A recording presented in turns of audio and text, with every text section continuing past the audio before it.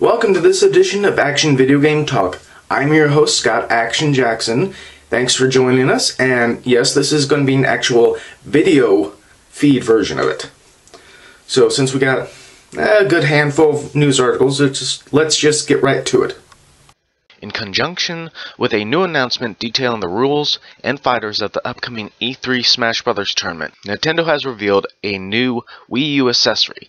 The company will be debuting an adapter for GameCube pads that will be used at the tournament. The 4-port adapter is also shown alongside a Smash Bros. Themed wired controller. No details are available yet if either of these will be sold to the public. So this first one is about the Wii U GameCube Controller adapter. Now they announced this with the video on YouTube about the actual Smash Bros. Tournament that's coming out for E3. Now, I do like this idea. It does give people who have the actual GameCube controllers a chance to use them on the Wii U. But the question is how much it's going to cost. I think it might... If I would guess... If I would have to guess, I would say maybe about $20 for the adapter. But that's just me. Ike from the Fire Emblem series has been confirmed as a returning character for the Super Smash Bros. For the Wii U and 3DS. The announcement was made by Smash Bros. Creator as part of his daily update on the Miiverse. Ike, the swordsman of magnificent strength, joins the battle. Strike your foes down with his powerful smash attacks. For this game, Ike's design is based on the hero that appears in Fire Emblem Radiant Dawn. His sword deals heavy damage in Smash Bros., so this design suits him very well. Rest assured, he can use Ether as well. Ike is the 30th character announced for the latest installment of Super Smash Bros. He joins Greninja, Charizard, Sheik, Zero Suit Samus, and more. Now here we got the return of Ike to the Smash Bros. Game. He has been around for the past, I think, few games. So he is part of the Ike and Marth duo from the Fire Emblem games. So he'll probably have a similar moveset with Marth. So it'll be interesting to see how he plays. But like I stated, it'll probably be just like Marth. The Legend of Zelda The Minish Cap is coming to the Wii U Virtual Console, but not in North America. The game is available on the Wii U in Europe on May 29th, according to a Facebook post on the official Wii U UK page. The Minish Cap was given free to early adopters of the 3DS as part of the Ambassador program. But in the United States, that has been the only way to get the game other than purchasing the original cartridge. Though its release date is to be determined, The Legend of Zelda The Minish Cap does appear on Nintendo's North American website for the Wii U with accompanying Wii U images. So with The Legend of Zelda The Minish Cap being released onto the Wii U's Virtual Console, it is going to be once again another, I think, Game Boy Advance game, if I remember right, being brought over when we thought they were actually fully done with it with that last Yoshi's Island one. So they might still be putting these out on their Virtual Console for downloads. Now, with the fact that the North America release of this for the Wii U Virtual Console is to be determined, I'm guessing it will be around the same date as the European date. Nintendo and the Pokemon Company have announced that approximately 90 million Pokemon have been traded since the release of Pokemon X and Y. When the trade counter ticks past 100 million, players will be able to download a fancy pattern pavilion.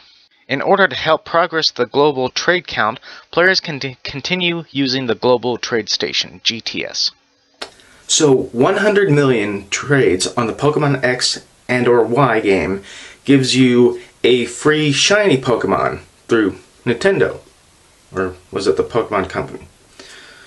But this will, get a lot of fans of the game excited because they'll want to hurry up and trade with a lot of people just to get this, I guess, shiny, additional colored Pokemon. Nintendo tried to tell them no, but the fans kept saying yes. A number of Nintendo fans have figured out a way to keep playing Nintendo games online even after the recent servers shut down. Back in February, Nintendo announced that starting on May 20th, it would pull online server hosting for a number of Wii and DS titles including Mario vs. Donkey Kong, Mario Kart DS, Star Fox Command, Animal Crossing City Life, Endless Ocean, and Super Smash Bros. Brawl.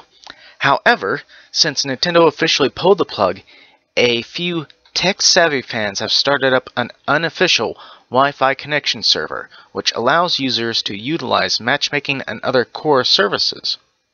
The new service isn't perfect, and titles like Mario Kart DS still have a few bugs to work out, but this is a great opportunity for fans who still play those games.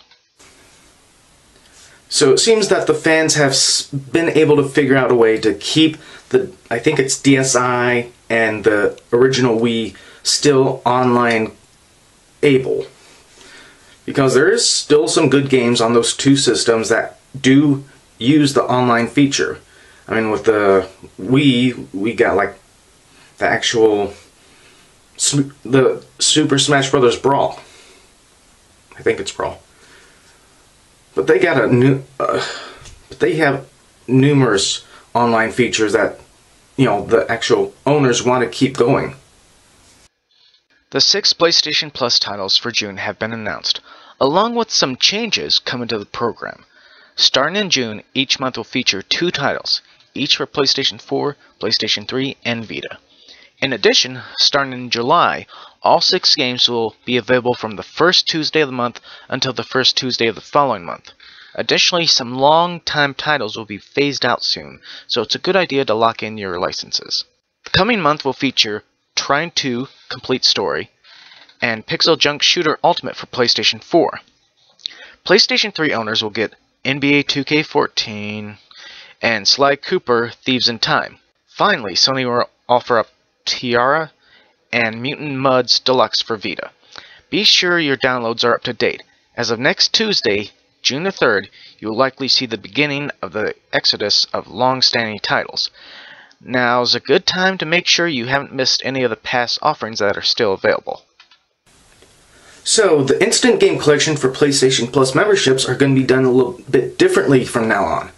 Of course, you'll still be getting free games, but they have actually reduced down to like 2 games for PlayStation 4, 2 games to PlayStation 3, and 2 games for PlayStation Vita, which has kind of reduced it down to like Microsoft's limits, what they're doing with their games with gold. Of course, it was a lot better when they were offering more than just 2 games. But also, I think it was on here, starting July, the actual instant games that they're offering for free will actually start the first Tuesday of the month. And it'll last until, I think, the first Tuesday of the following month. But that, from what I read, starts in July. So this June, I think there's a few good games they have listed for next month's June's Instant Game Collection. I think Trine 2 for the PlayStation 4, which looks good. And then for PlayStation 3, well, the 2 games over there, some people will probably like. I know I'll pick up one of them. That'll be the Sly Cooper Thieves in Time. The other one they have for PlayStation 3 is going to be the NBA 2K14, which I have thoroughly had my opinion expressed on this show about that game. Sony has announced that over 40 movie theaters in North America will host simulcast of the company's E3 press conference. The PlayStation 3 experience will be hosted by Jeff Kingsley and will feature additional content over home streaming. The events are free but limited. Those in attendance will get 30 minutes of extra game footage and interviews. Sony's E3 press conference will be held at 6 p.m. Pacific, 9 p.m. Eastern. Those attending a theater presentation should plan to be seated 30 minutes in advance. So it seems Sony wants to broadcast its E3 in movie theaters. Now this is an awesome idea. There's just one issue with it. For me, the closest place that I would have to go see this is Chicago. That's too far away for me. They have listed like over 40 movie theaters. For something like this, they should be doing more than 40. I'd say maybe over 100, because then at least there'd be something closer to me.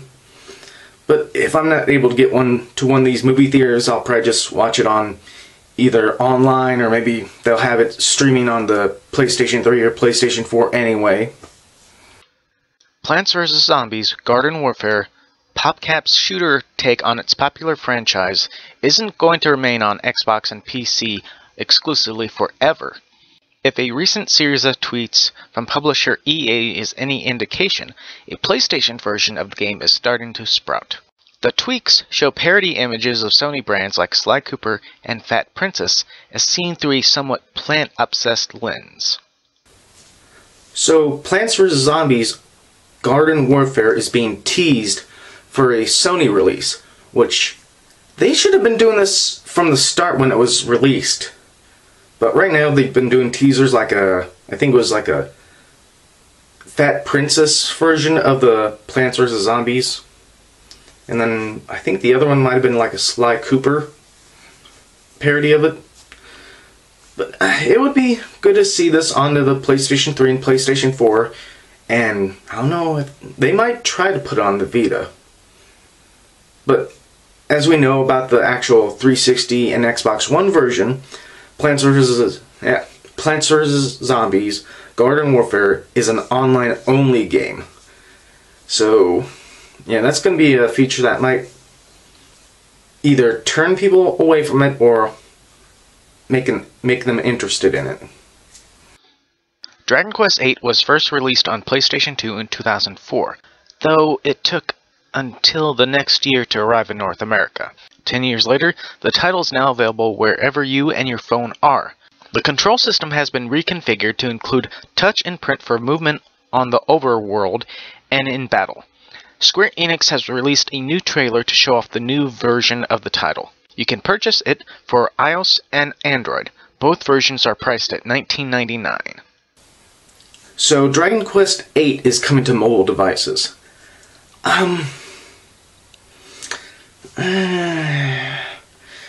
don't know, I mean, I remember when they actually brought out Dragon Quest VIII for the PlayStation 2, they had a demo on it for a Final Fantasy game. But I'm wondering why there isn't a Dragon Quest VIII HD version that's been made for like the PlayStation 3 and maybe even the PlayStation 4 to actually have as a download. I mean, it's been long enough that they can do this, but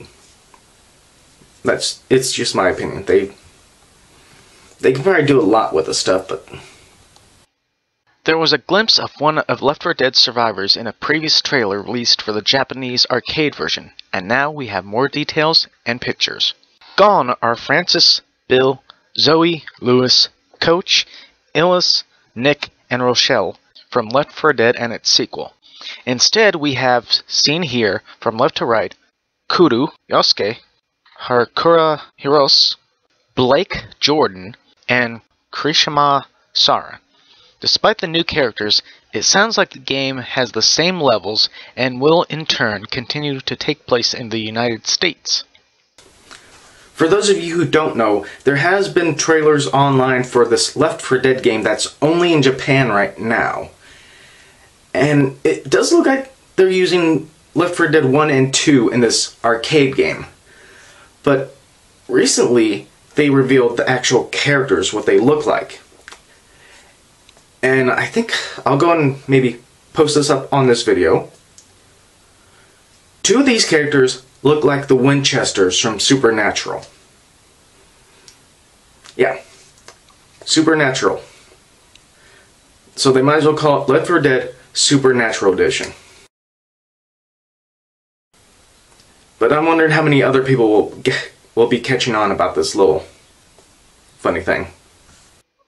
Telltale Games' latest LEGO Batman adventure takes DC's cast of heroes and villains into outer space to stop Brainiac. LEGO Batman 3 takes place right after the second game in the series, and a recent demo of the title showed off a few sequences depicting the Legion of Doom's capture of the Watchtower, which showcased some of the game's standout features. Switching suits no longer require a suit signal, as any of the suits you've unlocked, naturally there are a host of new ones, can be selected via a radical wheel. In Batman and other Justice League members attempt to retake the Watchtower above Earth, Cyborg changes into a washing machine and mech, and we get a glimpse of Robin's illumination suit. Also on display was a Defender-like gameplay sequence as Batman takes on the Joker-controlled Watchtower in the Bat Rocket. As the game progresses and goes deeper into the universe, both characters from the Legion of Doom and the Justice League will team up to take on Brainiac, who is using the Lantern Rings to shrink worlds. Telltale Games says that the title has over 150 characters from the DC universe to unlock. Finally, the game also introduces a bunch of VR mini-missions to mix up the gameplay. These include performing sequences, puzzles, races, and a host more. LEGO Batman 3 comes out this fall for PlayStation 4, Xbox One, Wii U, PlayStation 3, Xbox 360, 3DS, Vita, and PC. LEGO Batman 3 Beyond Gotham. Now, when I first started reading this title, LEGO Batman 3 Beyond, at first I thought, oh, they're going to do Batman Beyond LEGO style. But no. With this, apparently, the Legion of Doom. Now, no, this isn't the wrestling Legion of Doom. If you remember the Super Friends and stuff like that, it's the actual group of bad guys are actually attacking what they said, the Watchtower. And then also one of the main bad guys is also Brainiac. So you have Batman. Well, if you haven't seen the trailer itself, you have Batman in a spacesuit with actual rockets on his bat wings. And then he's trying to do, like, you know, this dark narration, and then he keeps getting interrupted by Superman and the Justice League just standing, like, next to the window looking at Batman. But but you kind of expected to see this coming because of how popular the LEGO Batman 2 game was. I'm just wondering if it'll play like the previous LEGO Batman game. I'm guessing it will sell a lot. As far as the price for the game, I would guess, if not the $30 area, I would say maybe $40 for the, like, PlayStation 4, Xbox One versions. Yeah, I guess $40, $30 area for the game. Legendary Pictures' upcoming World of Warcraft movie has been in development for a long time, but it looks like things are finally wrapping up.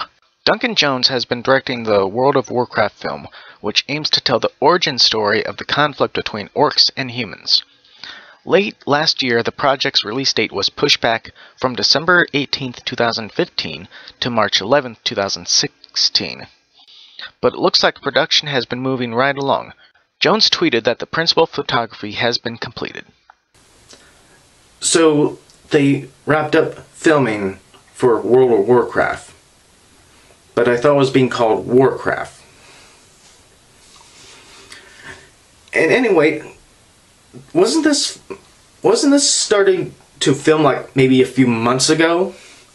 So that doesn't really sound that good if they just wrapped up filming so soon. I mean, what, they didn't have that much to film because it was going to be a lot of CGI or something? Now, a lot of people are going to be waiting to see how this film does to more or less help other video game adaptations into the film. Take-Two head Strauss Zelnick further confirms that the company intends to continue two of its most high-profile franchises. GameSpot obtained quotes from Zelnick's presentation at an analysis conference earlier this week, and his comments contained good news for gamers. Of the Red Dead series, he said, "I pretty much know the ones that I can assure you are permanent. It's obvious that GTA is a permanent franchise as long as we keep delivering this incredible quality. It seems quite obvious that Red Dead is a permanent franchise." He also affirmed the company's commitment to BioShock, a series that's future has been a bit more hazy since the closing of Irrational Games, the studio that created the franchise. He said, "We haven't given any color on how you should think about it yet, except we do believe it's beloved. We think it's important, and certainly something that we're focusing on. Something 2K Marin will be responsible for shepherding going forward. I don't want to say much else except to agree with you. I think there's a lot of upside in that franchise." Now, on the last episode, it was talked about how Rockstar is going to be making a new, well, a next-gen, new-gen edition of one of their franchise games. Now with this article, it could be the Red Dead game. Of course, with this news article, it was also revealed that they are going to be working on a Bioshock game, which hopefully will play a lot like Bioshock Infinite. But then again, with the actual game company that made the Bioshock Infinite going under, wonder how it's going to be. Yeah, these are two actual video game franchises that people can look forward to and be happy that they're actually saying that's going to be coming out.